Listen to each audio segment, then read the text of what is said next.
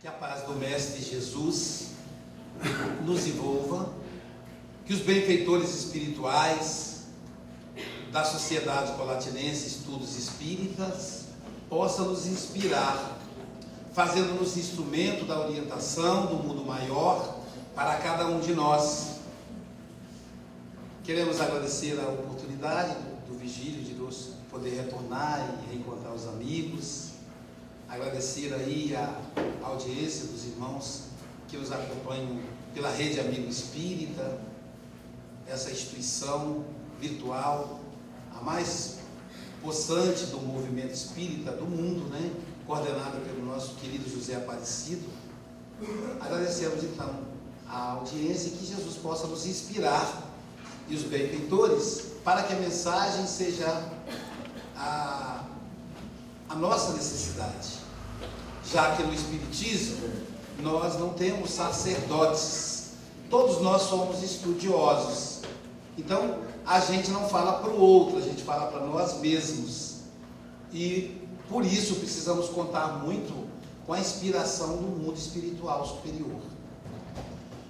O tema angústia nasce de duas palavras latinas, a palavra anxious, que quer dizer ansioso e inquieto, e a palavra angor, que quer dizer opressão, aflição, sufocação. Seria a ansiedade acompanhada de opressão, de aflição. Freud denominou a angústia como uma emoção desagradável. O psicanalista Masterman vai dizer que a angústia é um afeto desagradável com sentimentos de mal-estar. Então aí a gente começa a perceber que não é só um sentimento, ele provoca mal-estar. E lembrando que, segundo a Organização Mundial da Saúde, saúde é exatamente o contrário: bem-estar físico, mental, psicológico, econômico, social, e aí vai. Para Reich, a angústia deriva de um conflito entre a satisfação do prazer e o desagrado e perigo. Nós somos seres binários.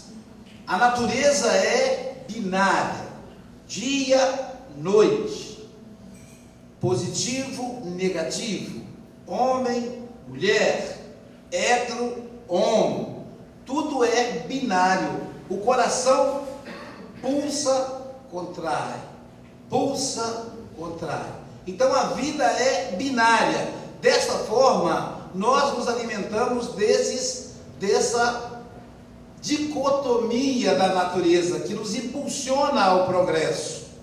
Então, por exemplo, nós temos uma satisfação de prazer e logo depois um desagrado, um perigo. Esse perigo nos coloca em vigilância. Então a gente tem o medo, a sensação de perigo, ficamos vigilantes. Depois vem a sensação de prazer, relaxamos, aproveitamos, e logo em seguida novamente o sentimento. Então a gente tem essa dicotomia, essa binaridade. Quando de acordo com esses psicanalistas, quando um desses sentimentos reina e elimina o outro, nasce a angústia. Então, quando, por exemplo, nós temos só a satisfação de prazer, só o prazer, sem medo, sem luta, sem perigos, sem conflitos, ficamos angustiados. Veja que coisa maluca. É como se a gente fosse proibido de ser feliz. Mas é porque a nossa concepção de felicidade é uma concepção equivocada.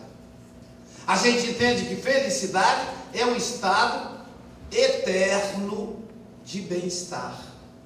E não é isso, porque nós nem merecemos ter esse bem-estar eterno, porque ainda nós não evoluímos o suficiente para merecer. Então precisamos evoluir. Então quando esse bem-estar ele se estabiliza, vem a angústia. Por exemplo, agora no mês de janeiro de 2014, nós estamos indo para outubro, primeiro, para outubro para Buenos Aires, e janeiro para a Europa lançar o nosso novo livro, Inquietações Íntimas, que é um livro psicografado. Ele é do Espírito Giordano Bruno, está sendo lançado pelo Allan Kardec, pela editora Chico Xavier, lá de Belo Horizonte. Então, o livro deve ficar pronto até final de setembro, e início de outubro, naquele feriadão dos professores ali, Nossa Senhora Aparecida, nós vamos lançar em Buenos Aires e final do ano na Europa. Então, por que eu estou comentando isso? Primeiro, vocês sabem qual é o país da Europa que tem maior índice de suicídio? Suíça. A Suíça parece que é pintada a pincel. Até a roça da Suíça é bonita, parece um jardim. Eu estive ontem em Itabatã, Bahia, fazendo o lançamento do livro e fazendo um seminário. E eu estava observando as ruas, as estradas da Bahia. A Bahia é um estado vizinho nosso, muito querido. E na Bahia é muito legal porque convivem pobres e ricos lado a lado. A desigualdade social é bem presente.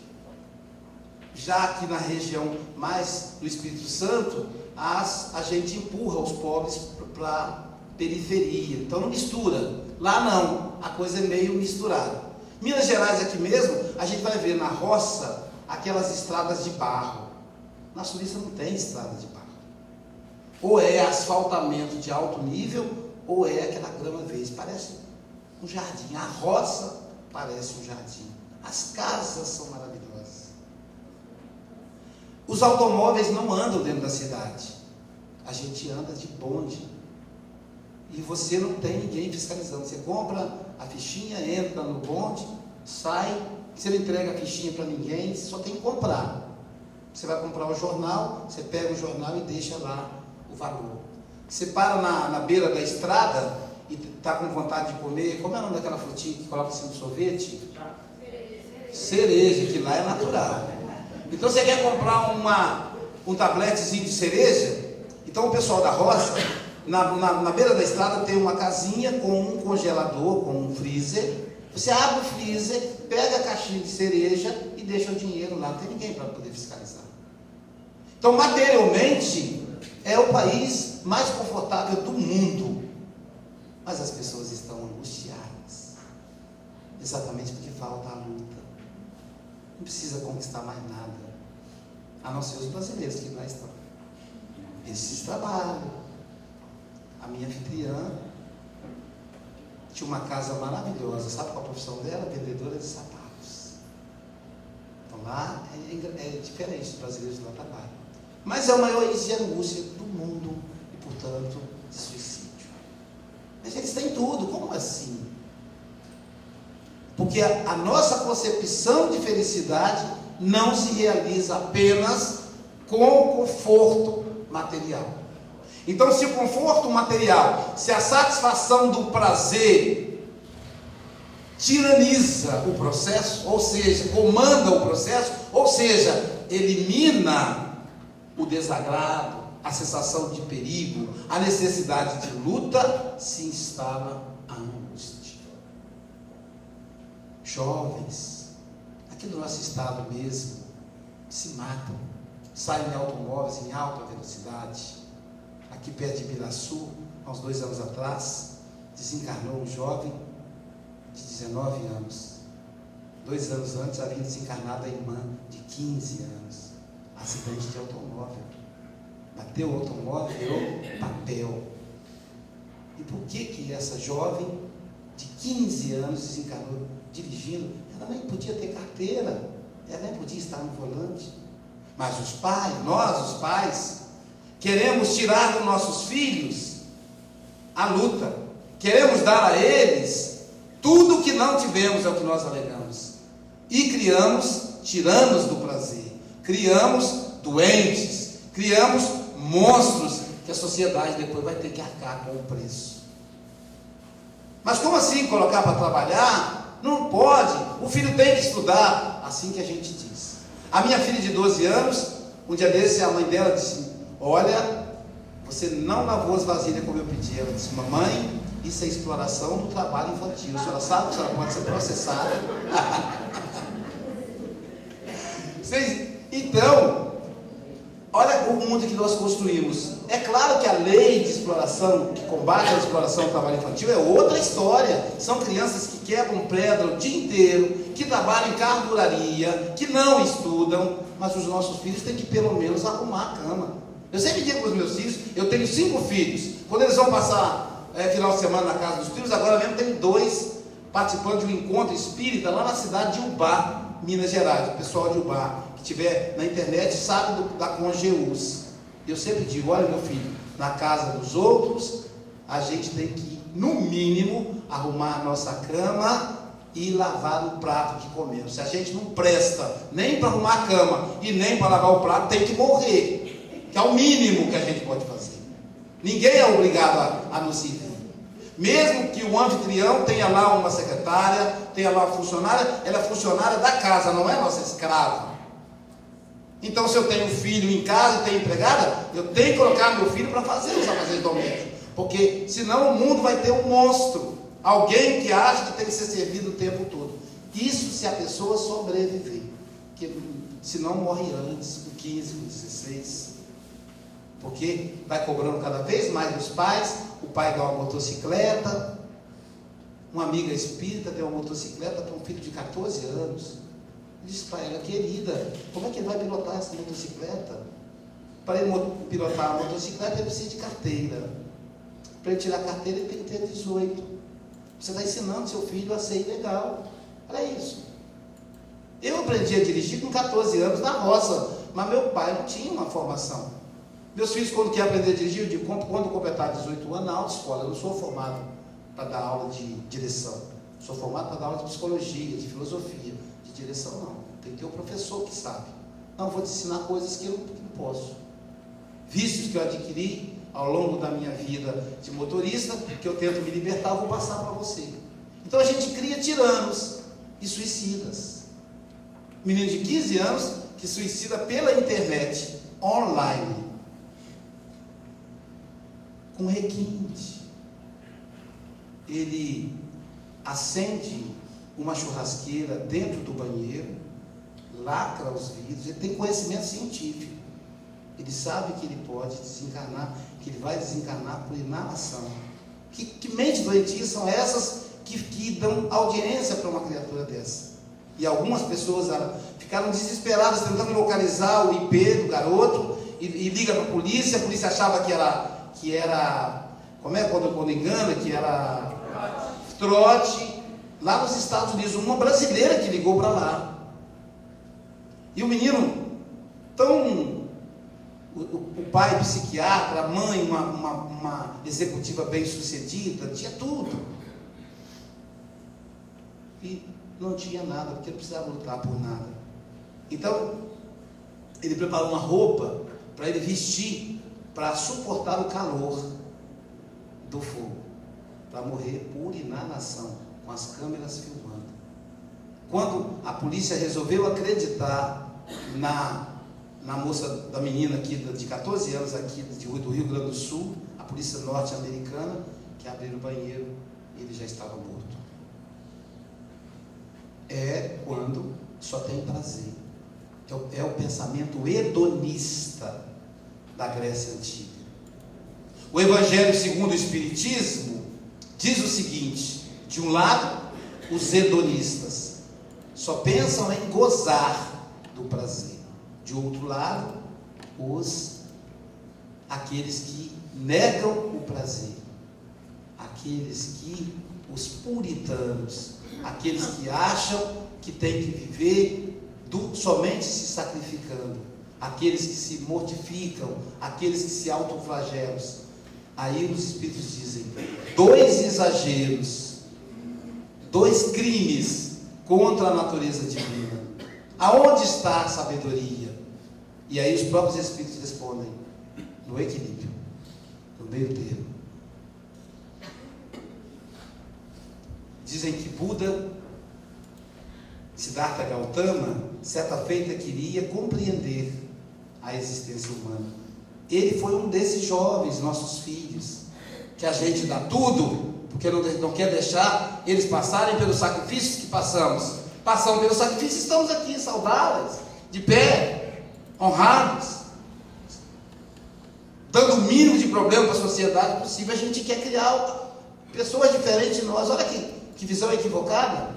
Se deu certo conosco, por que com eles não vai dar certo? Nós somos a geração daqueles que comem pé de galinha. Nossos pais nos davam pé de galinha, porque naquela época quem mandava em casa eram os pais. Então eles comiam a coxa, o peito, e as crianças comiam pescoço e pé de galinha. Quando chegou a nossa vez de comer a coxa e o peito da galinha, damos para os nossos filhos. Continuamos a comer o pé e o pescoço da galinha. Nós somos a geração do pé e pescoço. Ninguém merece uma coisa dessa. Isso é masoquismo. Então que a gente pelo menos divida: meu filho, você vai comer peito, mas vai comer pescoço também, para você ver o que é bom para todos. As galinhas hoje são aleijadas, elas não têm mais pé, não tem mais pescoço, tudo deficiente físico. Eu falei para minha esposa: olha, por que aconteceu com essas galinhas? Tudo deficiente físico. Na minha época, quando eu era criança, a gente comia cabeça de galinha, com crânio macinho, comia o pescoço, comia o pé, e agora as galinhas são deficientes. Aí ela disse: não, a gente consegue comprar algumas inteiras ainda. Então vamos comer inteira e vamos dar para as crianças comer o pé da galinha também, para ver como é que é. Mas não, nós somos a geração pé de galinha. Nossos pais falavam assim: meus filhos, primeiro criança tem que comer pé de galinha. Quando você crescer, um dia você vai comer a coxa e o peito. E aí o pai pegava aquele peito caprichado, acabava de comer, falava para a mãe assim: olha, pega do lado dele, vamos ver quem tem sorte. Não tem aquele negocinho, peito da galinha. E a gente que era criança comia o pé da galinha, o pescoço da galinha. E a gente se acostumou com isso. Eu confesso a vocês que eu gosto de pescoço de galinha, de pé de galinha. Afinal, comi isso a vida inteira. E aí depois que eu fico adulto, que é a hora de eu comer o peito, aí eu tomo os bonitinhos e eu vou continuar comendo o pé e o pescoço? Não, eles têm que comer também pé e pescoço. O bom seria que a gente desse só o pé e pescoço para eles e a gente comesse o peito. Mas a gente não vai fazer isso. Vamos democratizar, vamos dividir. O padre Zezinho diz o seguinte, quando ele vai falar a respeito da educação de pais e filhos: a relação pais e filhos não pode ser uma relação 9-1, como se fosse um jogo de futebol. Por quê? Os pais 9, os filhos 1, que ficam filhos nulos, ficam filhos abestalhados, tontos pela vida fora. Então, sem iniciativas, aqueles pais mandões que anulam os filhos, essa relação não está certa. Também não está certa a relação 3-7. O que é a relação 3-7? São os pais escravos dos filhos. Mamãe, já preparou o meu prato de comida? Eu estou com pressa, mãe. Espera aí, meu querido, só um pouquinho. Ô mãe, desse jeito não dá. É escrava dele, entendeu? Porque ele não paga salário para ela. Se não paga salário, porque é escrava. Se no final do mês ele remunerar, então pelo menos é empregada dele. E hoje a empregada doméstica tem que recolher fundo de garantia e tudo mais. Mas se não paga salário, é escrava dele. E eu que pensei que tinha acabado a escravidão. Acabou menos nos lares. Então é a relação 3-7. O filho que grita com o pai. Ele diz que não está certa a relação 3-7. Também não está certa a relação 5-5. O que é a relação 5-5? Pais e filhos do mesmo nível. Meus filhos são os meus amigos. A mãe diz: eu sou amiga da minha filha. Você não tem que ser amiga da sua filha. A sua filha tem um monte de amiguinha. Ela não precisa de mais uma. Ela precisa de uma mãe para educar. Porque ela precisa de alguém para guiar. A sua missão é guiar a sua filha. Não é ser amiguinha dela. Agora, ser mãe receber confissão. A gente não tem o confessionário, mas temos o auricular, temos o ouvido.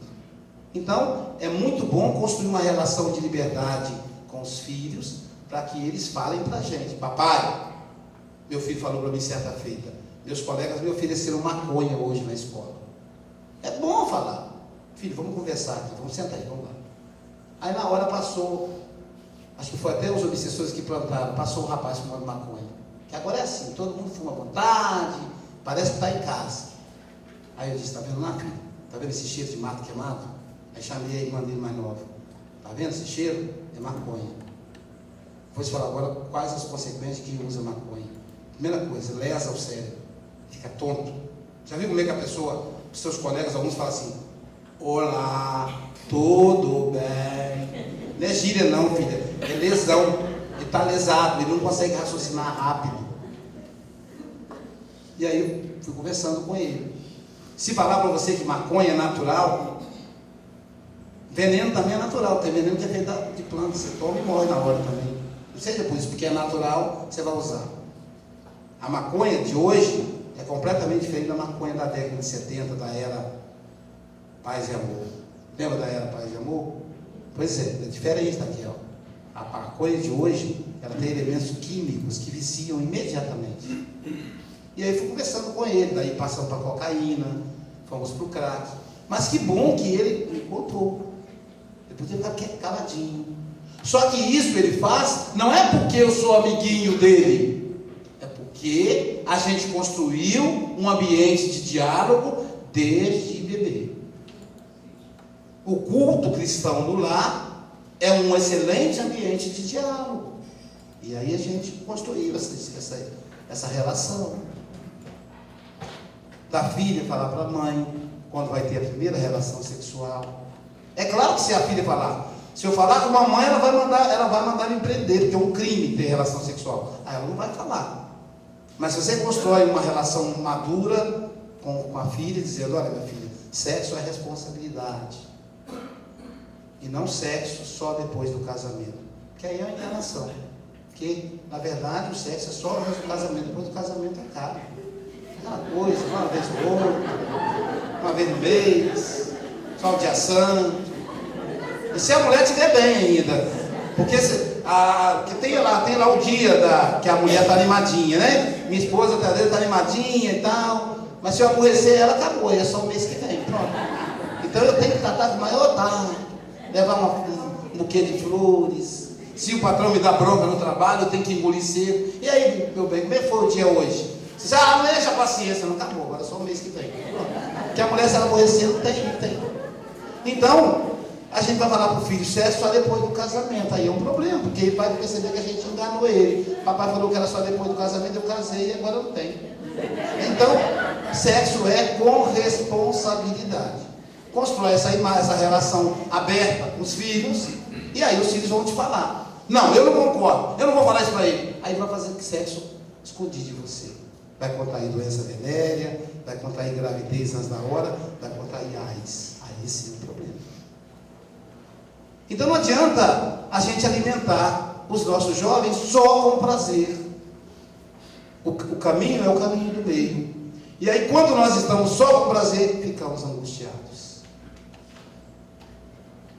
Por outro lado, quando a gente só tem desagrado,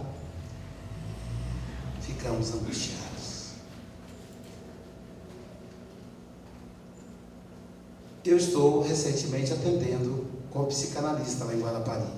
Eu tenho o curso, já fazem 2 anos, o diploma estava pendurado na parede, o pessoal sempre ficava cobrando, e há uns 2 meses para cá a gente está atendendo. E eu recebi uma companheira lá de Pernambuco, eles vêm do Brasil inteiro, porque por causa das nossas viagens, né? E aí, como é psicanalista espírita, então o povo encaminha. E o caso era um problema pulmonar que não consegue resolver.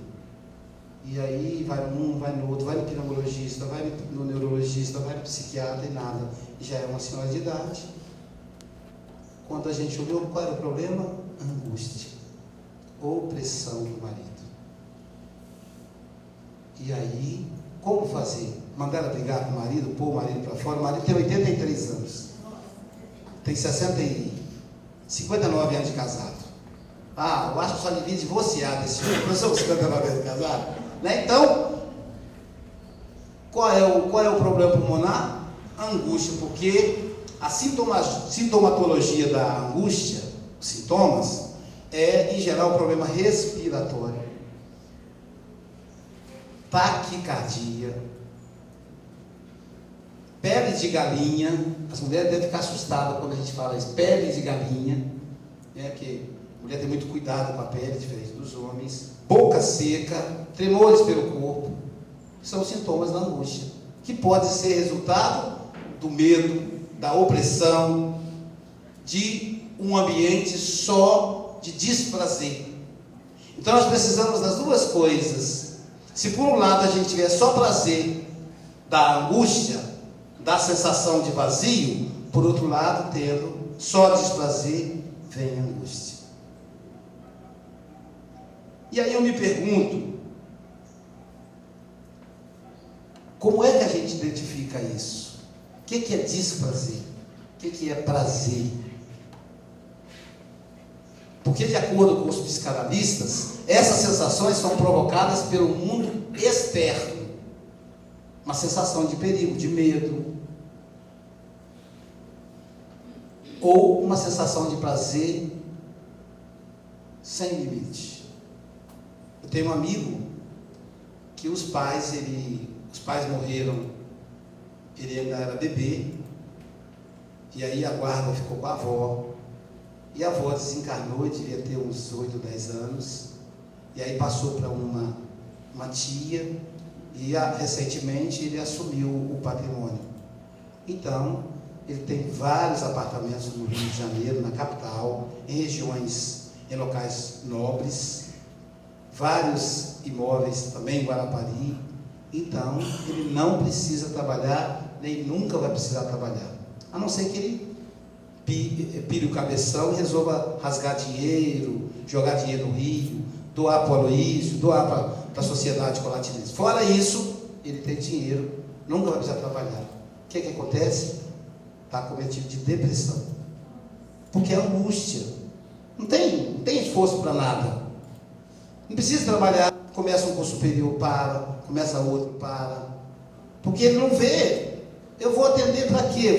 Ele começou o curso de psicologia, eu vou atender, a pessoa vai pagar R$100 de consulta, de juros na conta bancária, eu ganho isso por dia, ou por hora. Então, para que eu vou atender? Então, eu disse para ele, olha, no seu caso, a única forma que você tem para você ter saúde é você pegar esse dinheiro e jogar tudo fora.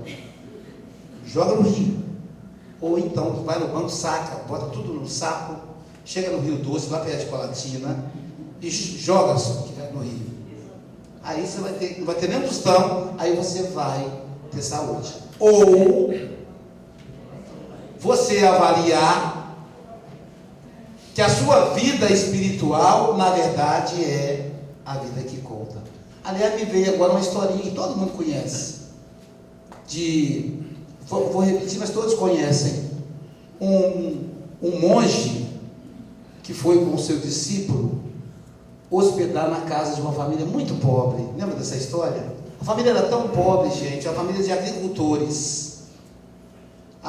Uma casinha muito simples, muito pobre. A terra não tinha plantação, tudo, o mato tomou conta. A única coisa que essa família tinha era uma vaquinha.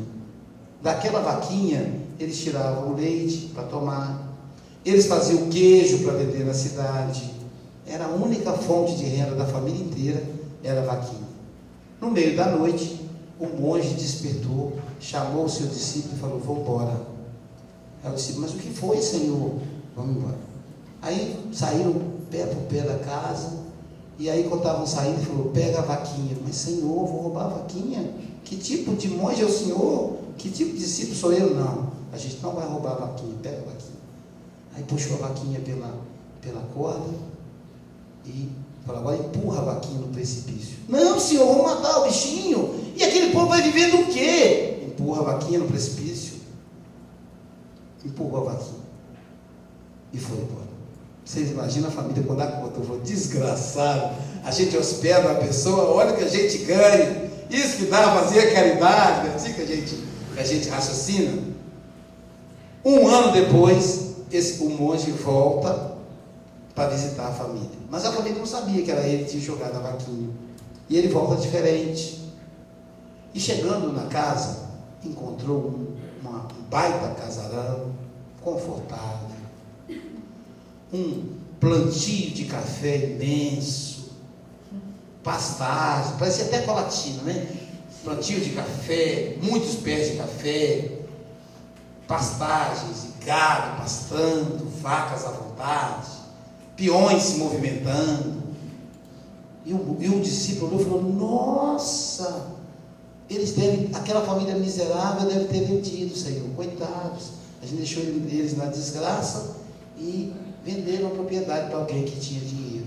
Aí adentraram a casa e uma senhora muito bem vestida veio recebê-los e disse, bom dia, a senhora pode me dizer aonde está a família fulano de tal? A família fulano de tal somos nós. Há uns 2 anos atrás teve um monge desgraçado aqui que a gente hospedou, e o desgraçado pegou a nossa vaquinha, que era a nossa única fonte de renda, e jogou no precipício, matou a bichinha. A gente queria matar se a gente encontrasse esse monge. O monge estava transformado, agora estava de barba, não estava reconhecível. Mas com o tempo a gente percebeu que na verdade esse monge fez um benefício para nós, porque sem aquela vaquinha todo mundo teve que correr atrás. Começamos a plantar, a negociar o que plantávamos, pegamos empréstimo no banco e estamos hoje assim. Então, às vezes, é necessário que a nossa vaquinha seja empurrada para o precipício. O casamento está indo super bem, a gente está conquistando patrimônio, os filhos estão crescendo com saúde, começa a trocar de carro, aí começa a pensar besteira. Troca de carro, passa com carrão, aí a colega de trabalho fala, nossa, que carrão, você pode me levar para dar uma volta? Você é um homem vencedor, hein? Sua mulher deve te admirar. Disse, não, nem tanto. Ela deve te fazer muito carinho, nem tanto. Ah, você devia experimentar outra pessoa. E aí a gente começa a inventar moda, caçar chifre na cabeça de cavalo. E aí tudo aquilo corre o risco de perder. Se a gente tivesse um pouco de inteligência, nós seríamos fiéis aos nossos companheiros, não porque é pecado trair, mas porque não é um bom negócio. 9 segundos de orgasmo custa muito caro. A dor do outro, a dificuldade de perdoar, a nosso sentimento de culpa, a falta de paz. Eu tenho um amigo que está numa relação dupla e ele fala para mim, Luiz, eu queria tanto ter paz, queria tanto deitar no travesseiro e dormir a noite inteira. 3 horas da manhã eu perco o sono, olho para minha esposa, me sinto culpado. Quando eu deixo a amante em casa, ela chora a minha ausência, aí eu me sinto culpado. Eu pensei, meu amigo, você se meteu numa enrascada, você cachou chifre na cabeça de cavalo, e não é que você achou, a gente acha. Então, esse é o problema do prazer excessivo. Então, de vez em quando tem que ter um susto, para poder a gente acordar. É um filho que adoece, e a gente então fica triste, aborrecido, assustado. Mas o que é isso? É um mecanismo da própria justiça, dizendo, presta atenção no seu filho. É a esposa que está de TPM, e entra na depressão, ou está de TPM, e quer te matar. Aí você diz, meu Deus, para que eu casei com essa figura? Não adianta, todas elas são assim, cada uma mais perigosa do que a outra, faz parte, é a fase em que elas viram tigresas e querem matar a caça para se alimentar delas, são canibais. Você tem que fugir na hora, só foge. E aí, você vai, depois que passa a TPM, você olha para sua esposa e diz assim, nossa, olha que figura fantástica, que pessoa devotada, que mãe de família, que devotamento. Imagina, gente, a minha esposa cuida de 5 filhos, 2 do coração. A minha filha mais velha é filha do primeiro casamento. Minha primeira esposa foi embora. Eu disse, pode ir, mas deixa a menina comigo. Ela foi, corajosa. Depois ela voltou, eu já estava namorando com a Jailza. Eu disse, agora já foi. A filha anda, né? Agora não dá mais. E a Jailza me ajudou a educar a Bárbara, que é a mãe do meu netinho. Eu e a Jailza adotamos a Viviane de um orfanato, como o Lair Mancheira aqui de Colatina. Adotamos a Viviane. Viviane hoje é uma mulher também de 26 anos. Na verdade, ela é a filha mais velha. Ela é 13 dias mais velha que a biológica. E eu vou trocar. E depois veio Sócrates, que está na universidade, fazendo serviço social, com a missão de amparar as pessoas mais sofridas. Eu vou trocar a Jailza por um corpinho cheio de curva, de 20 e poucos anos. Gente, curva, mulher é igual a estrada. Quanto mais curva, mais perigo. Mais perigo. Então, nós precisamos passar pela dor para poder avaliar o prazer. Isso é o processo da evolução. Dor, prazer, dor, prazer, dor, prazer. Quando a gente sente dor, diz, que saudade daquela época. Não é assim? Eu era feliz e não sabia. A gente acorda de domingo e diz assim, meu Deus, olha só, nublado, meu Jesus Cristo, semana inteira eu na labuta, trabalhando, sofrendo. Quando é final de semana que eu quero ir para a praia de Guarapari, o tempo fechado, ninguém merece. Agora eu sou obrigado a pegar um filme e assistir na televisão. Aí eu tenho conjuntivite, pronto, não dá para ir à praia nessa televisão, vamos se atender, pronto. Aí fala, como eu gostaria de ver o dia nublado, de poder assistir um filme deitado na minha caminha dia de domingo. Então é o processo. Então a angústia, ela nasce quando um desses pontos é colocado de lado. Aí nasce a angústia. É como se a gente ansiasse para a evolução. Freud vai dizer, não é o espiritismo, Freud vai dizer que a angústia, quando não dolorida, ou quando não patológica, quando ela não somatiza, ela é necessária para a evolução do ser, para a evolução humana. Com isso, o próprio Freud deu brecha a gente pensar que os animais provavelmente sentem angústia, porque não fala evolução humana, é necessário para a evolução. No Livro dos Espíritos, na questão 471, Allan Kardec pergunta aos espíritos: qual a origem, qual a causa da angústia, da ansiedade? Veja que a angústia é uma mistura de ansiedade com opressão. Então, o Livro dos Espíritos tem tudo, até isso tem lá. A causa da angústia, da ansiedade, da tristeza.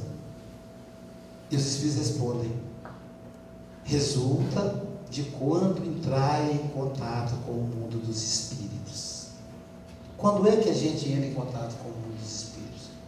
Ô Luiz, eu não sou médium. Tem pessoa que não sabe falar médium, ela fala média. Eu não sou média.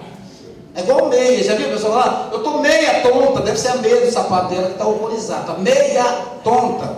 É porque é meio tonta. Não tem, a gente não altera, né? Então, eu sou média. Eu não sou média. Não. Entrar em contato com o mundo dos espíritos, não é preciso ser médium. Durante o sono, durante aquela ausência. Já viu aquela ausência? A gente passa a mão assim, a pessoa não está presente.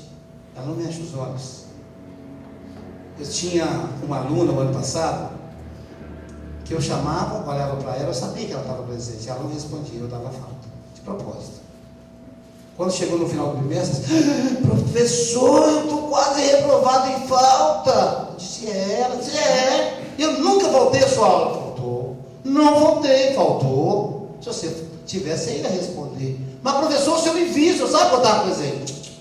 Estava presente é o seu corpo, eu não quero o seu corpo, eu quero a sua alma. Credo, professor, que frase pesada. Pois é, eu quero a sua alma, eu não quero o seu corpo. Ausência. Quer dizer, eu estava lá fazendo a chamada e sabe Deus em que planeta ela estava, não era na Terra. Então nessa ausência, quando nós entramos em contato com o mundo dos espíritos, a gente começa a analisar qual é o nosso papel na Terra. Aí vem a angústia. Por isso era necessário. Então dá aquela tristeza, a gente fica em si mesmado, olhando para dentro de si somente, olha para o nada. Fulano, você está estranho, você está deprimido? Não, isso não é depressão, porque a depressão é uma tristeza que se prolonga por 4 a 5 semanas. Você ficou triste um dia, 2 dias, não é depressão. A gente vulgarizou muito a palavra, eu estou meio deprimido, ou meia deprimida, né? Que é a meia que está com depressão. Não existe isso. A depressão é um sentimento de tristeza que tem uma causa de perda e que envolve um prazo de 4 a 5 semanas. Então todos nós temos que ter esse momento de tristeza. Tristeza é o contrário de alegria. Lembra que eu falei que o mundo é binário? Ninguém pode ficar alegre o tempo todo. Eu estou tão feliz. Isso é gente doida. Então de vez em quando a gente tem que ficar, fulano, você está triste, sai dessa tristeza, me deixa, eu tenho direito de ficar triste, qual o problema, meu filho? Então, é quando a gente entra em contato com o mundo dos espíritos. E aí eu começo a pensar assim, gente, eu estou ganhando dinheiro a rodo. É só a história, viu, gente? Não é verdade isso não. Eu estou ganhando dinheiro a rodo, montei um comércio, vendo o produto 5 vezes o valor de custo. Será que está certo isso? Será que é isso que eu vim fazer na Terra? Né, Luiz? Luiz é um grande palestrante, viu, gente? Luiz Prete. Você já deve ter visto as palestras dele, são maravilhosas. Está aqui, tem uma honra de tê-lo hoje na plateia. E o Carlos, irmão dele, fez aniversário ontem.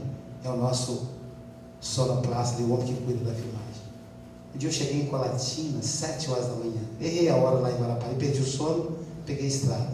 É bom que a gente se livra do trânsito de Vitória.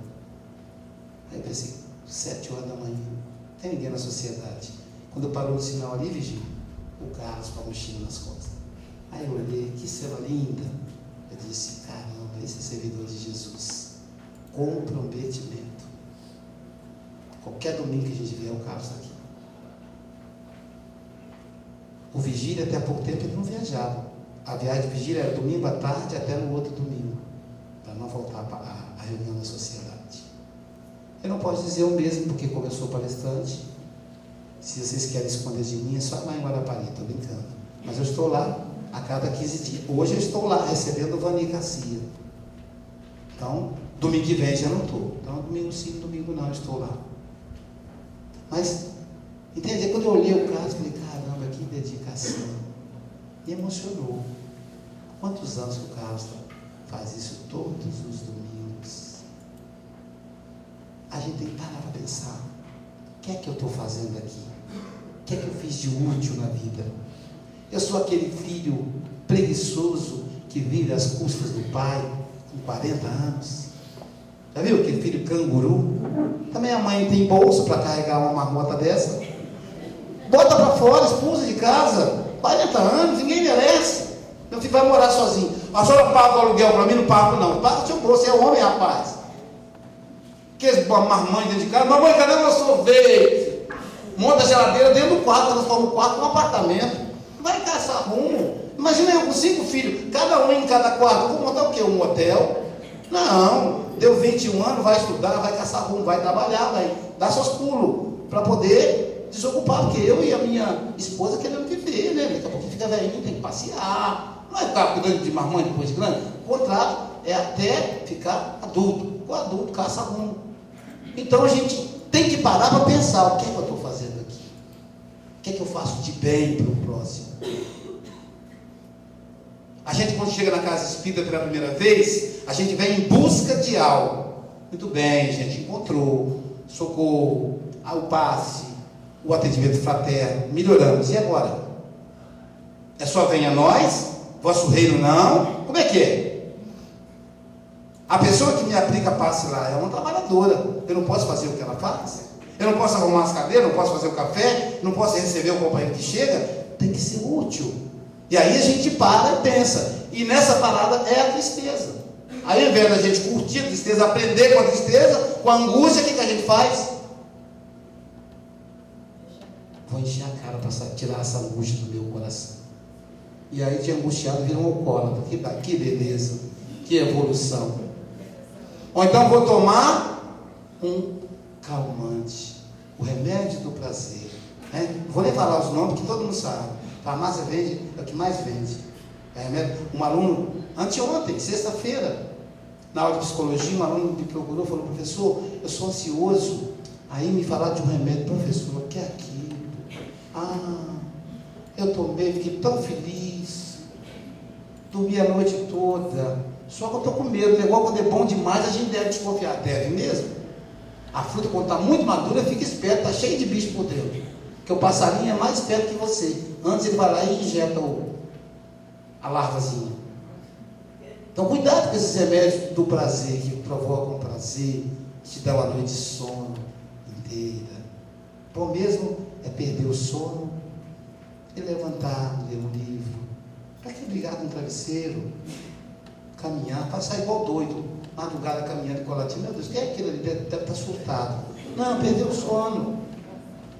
Vai tomar remédio para dormir? Toma chá aquela fruta de maracujá, o suco de maracujá, que delícia. Se o maracujá não der jeito, vai caminhar, não vai te dopar de medicamento, porque tem efeitos colaterais. Então é necessária a tristeza para a gente refazer a vida, para a gente avaliar o que é que nós estamos fazendo aqui. Pedro teve momentos de tristeza. Imagina o diálogo de Pedro com Jesus: Pedro, tu me amas? E Pedro descobre que ia trair Jesus. Judas, seduzido pela moeda de ouro, teve angústia depois que descobriu que vendeu o próprio mestre e se enforcou. Esse é um dos perigos da angústia, o suicídio. Paulo era doutor da lei, o maior título da época. Hoje, doutor não ganha dinheiro. A gente deve ter doutor aqui no salão. O pesquisador não ganha, você tem que estar até ganhando agora. Se for do IFES, dá para ganhar. Mas os doutores que fazem doutorado não ganham tanto dinheiro. Naquela época tinha dinheiro e poder. Não, é um homem feliz. Matou o próprio cunhado Estevão a pedradas, dando ordem para que o povo tacasse pedra. Viu a noiva morrer de desgosto na sua amada. Aí veio a angústia. O que é que eu estou fazendo aqui? O que é que eu estou fazendo aqui na terra? Eu vim para ser doutor, para ter fama, para ter poder, para ter dinheiro. E aí, na angústia, o Cristo lhe aparece. Paulo, na estrada de Damasco, porque me persegues? Pronto. Daquele Saulo, doutor da lei, saiu Paulo, tecelão. Para que serve título de doutorado? Vida humilde. Ele percebeu que a vida abastada estava desviando ele, se tornou tecelão.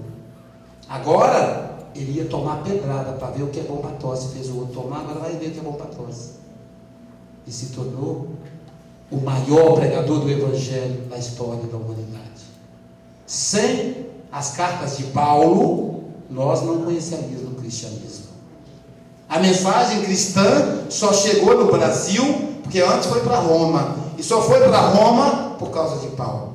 Porque senão teria ficado lá no Oriente Médio e afogado com muitas filosofias belíssimas que existiram no passado. Então, a angústia é o momento da gente refletir, avaliar, analisar. Isso aqui é uma colônia de férias? Eu vim para passear? Eu vim para me divertir? Ou é um local de aprendizado? Um estágio para o espírito imortal? Uma prova para ele? O mundo espiritual é repleto de belezas inimagináveis por nós. E a gente vai se satisfazer com isso aqui. Nós não somos galinhas que ficam ciscando. Nós somos águias destinadas a voar alto. E a gente fica aí ciscando. Eu quero ter isso. Eu quero ter um Hilux. Eu quero ter uma mansão. Eu quero ter uma casa em Guarapari. E morre de tristeza, de tédio. E se mata. Quantos que se matam? Tinha um prédio lá que era até famoso por causa do grande índice de suicídio. E aí é ruim que um vai estimulando o outro. O doente fica sabendo que alguém se matou naquele prédio, a pessoa vai e se mata. Há quanto tempo que a gente não vê uma notícia de suicídio na terceira ponte? Já repararam? Porque é proibido divulgar. Porque quando divulga, estimula. Então a lei proíbe que os jornais divulguem suicídios.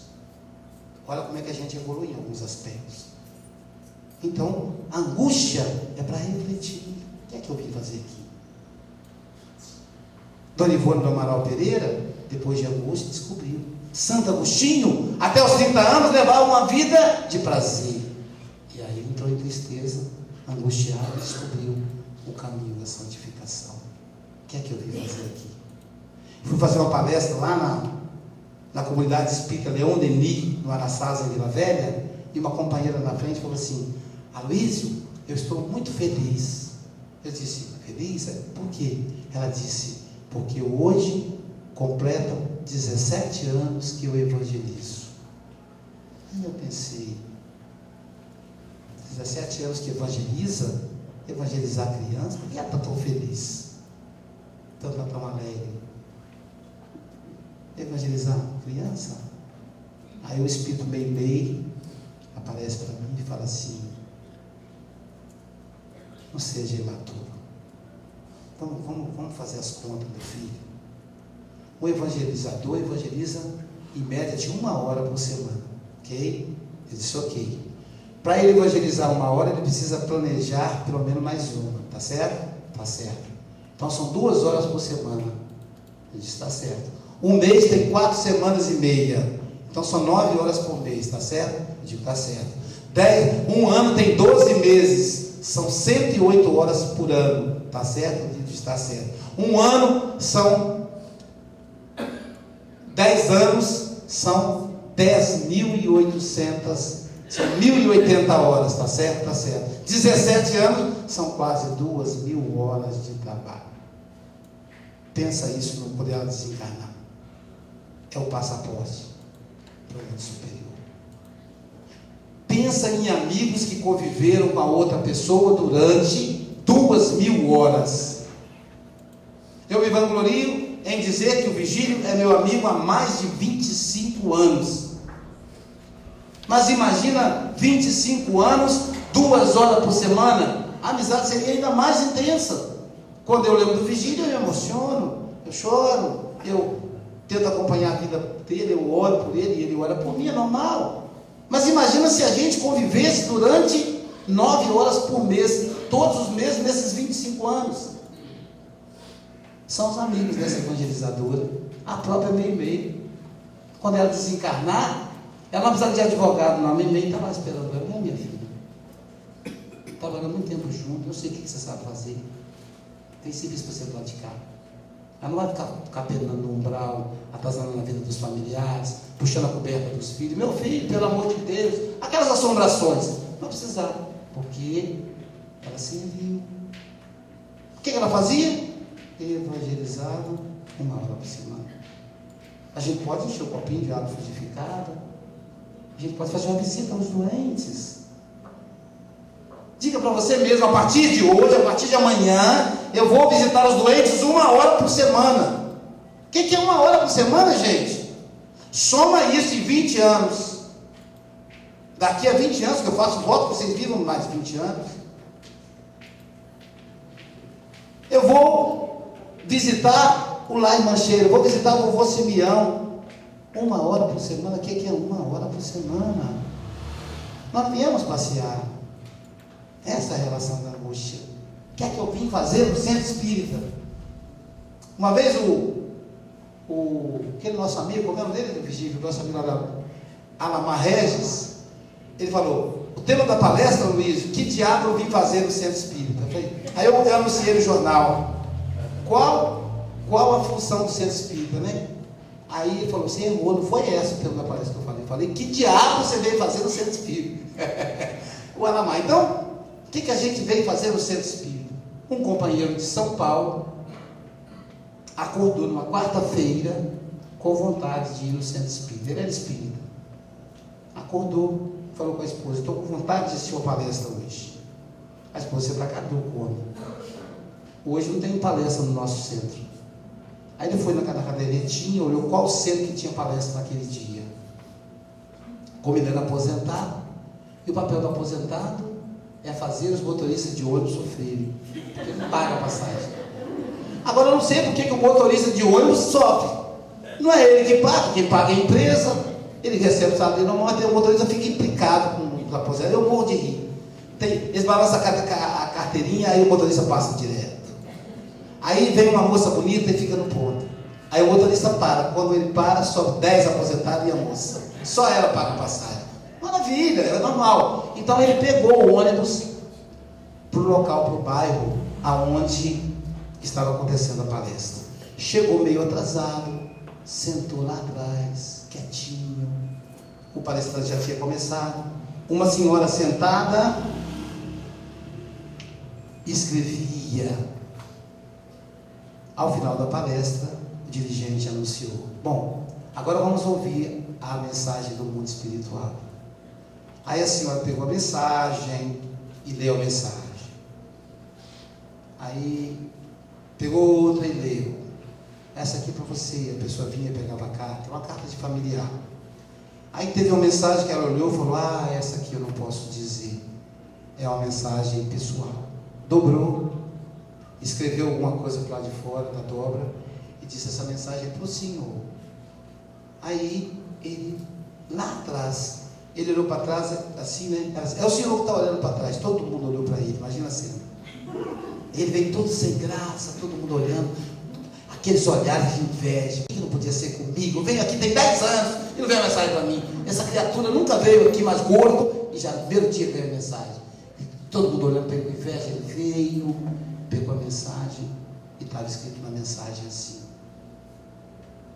flores para você, feliz aniversário, assinado Bebel. Ele pensou: Bebel.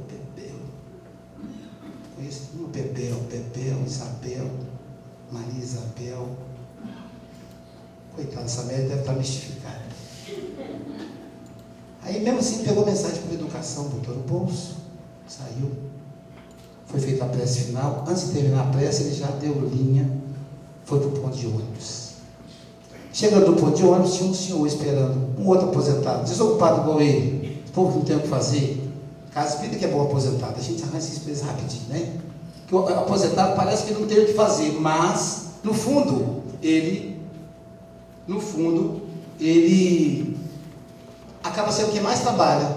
A filha fala: mamãe, eu tenho que ir para a escola, para a ginástica, só pode levar meu filho, ficar com meu filho um pouquinho? A pobre da aposentada é que fica. Papai, Joãozinho tem que ir para aula de inglês, só leva para mim. Então a gente pensa que eles são desocupados, são não. Até ela passear é uma luta, tem que dar um olhar no filho.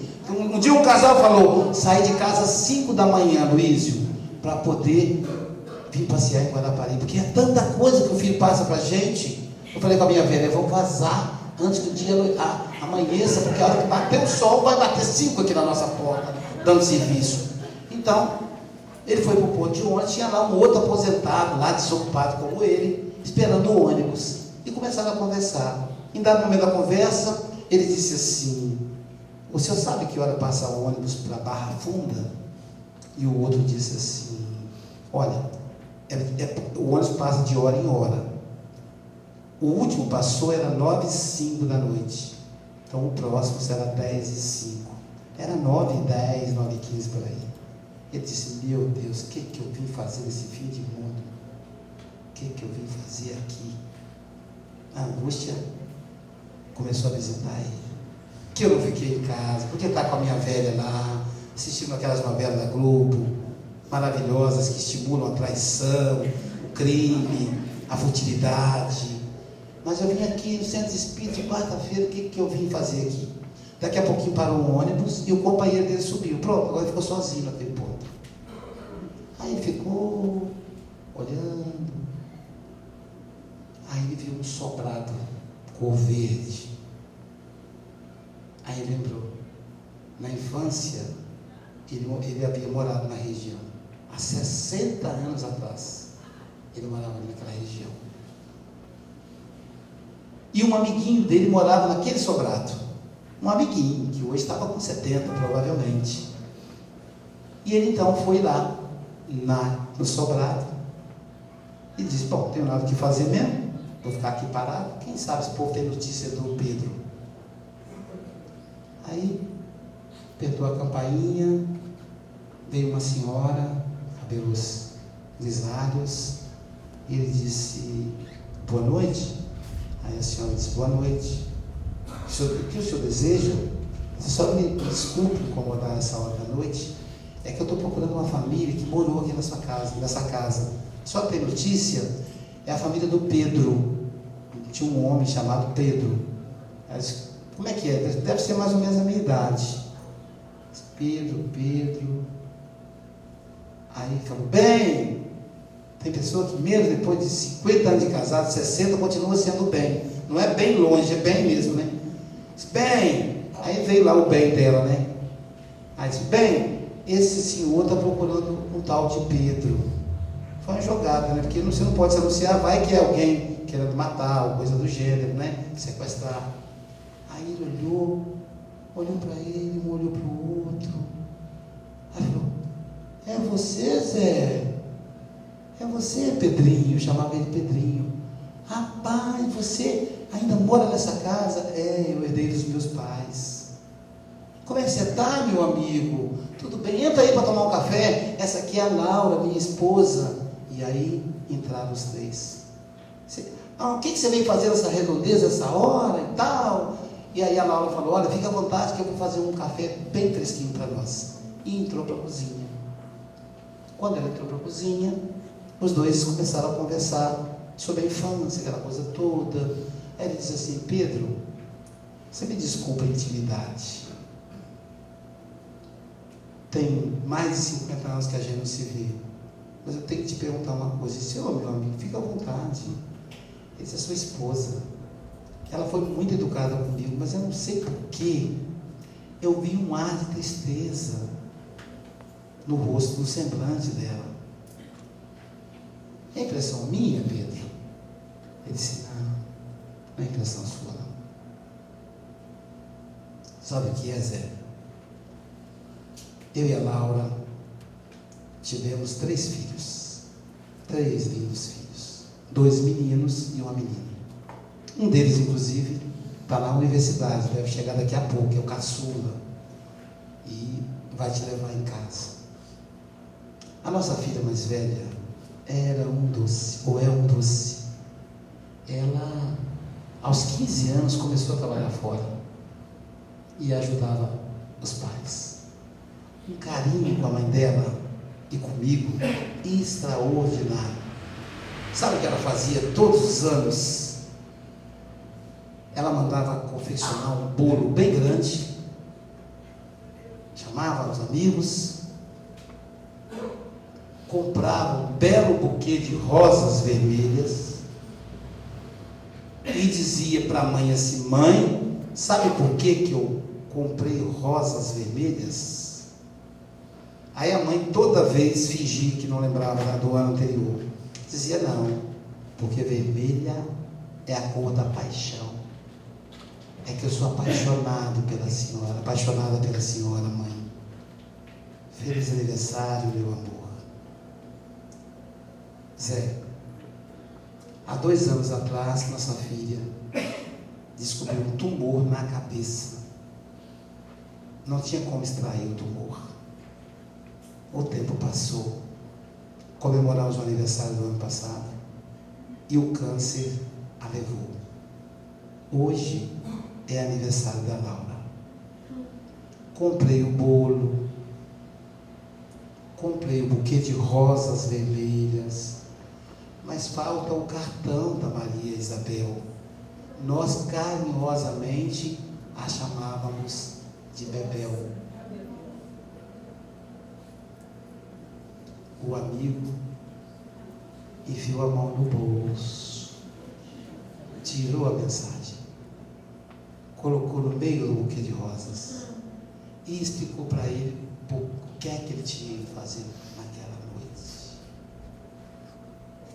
E saiu sentindo o cheiro do café para não entrar na intimidade daquele casal, num momento tão solene do reencontro com a filha que estava presente em espírito. Então, meus irmãos, a gente tem sempre um motivo para estar no centro espírita. É o local aonde vamos de verdade aliviar as dores, todas as dores, como é o título do meu livro, mas principalmente a dor da angústia.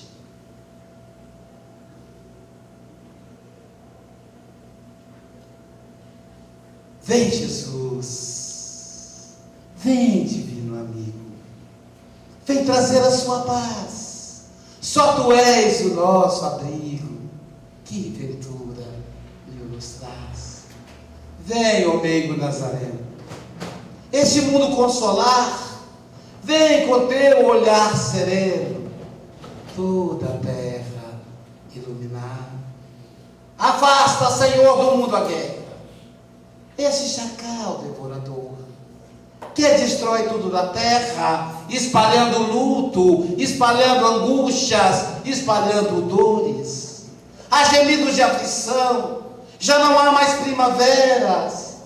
As crianças pedem pão, e os lares, homens e mulheres, pais e mães, lutam como feras. Vem, Senhor, vem reflorir o caminho, os nossos caminhos. Vem, Senhor, vem perfumar os nossos corações, nos faz aprender com a dor, nos ajuda a calar os canhões. Vem, Senhor, com teu amor tão profundo, iluminar as nossas consciências, despertar as nossas consciências, Senhor, e só assim, de verdade, fazer feliz o mundo. Vem, Senhor, abraça-nos, Mestre, abraça todos nós que aqui estamos, carentes do seu amor. Abraça-nos, Senhor, todos nós, Mestre, encarnados, e esses grandes amigos desencarnados que aqui estão com tanto afeto para me receber. Abraça, Senhor, os nossos familiares que em casa ficaram, alguns, Senhor, adoentados, acamados, outros aflitos, agressivos.